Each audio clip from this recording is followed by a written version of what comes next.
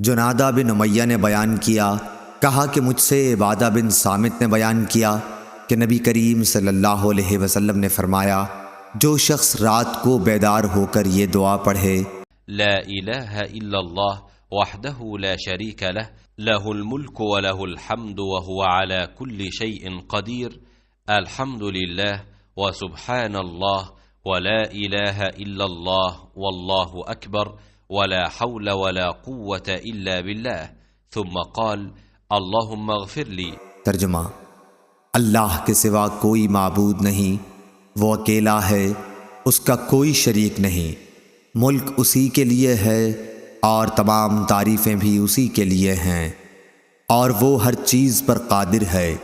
تمام تعریفیں اللہ ہی کے لیے ہیں، اللہ کی ذات پاک ہے، اللہ کے سوا کوئی معبود نہیں اور اللہ سب سے بڑا ہے۔ اللہ کی مدد کے بغیر نہ کسی کو گناہوں سے بچنے کی طاقت ہے، نہ نیکی کرنے کی ہمت۔ پھر یہ پڑھے۔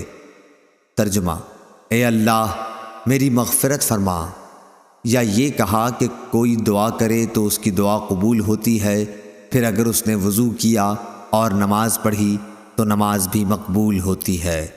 صحیح بخاری حدیث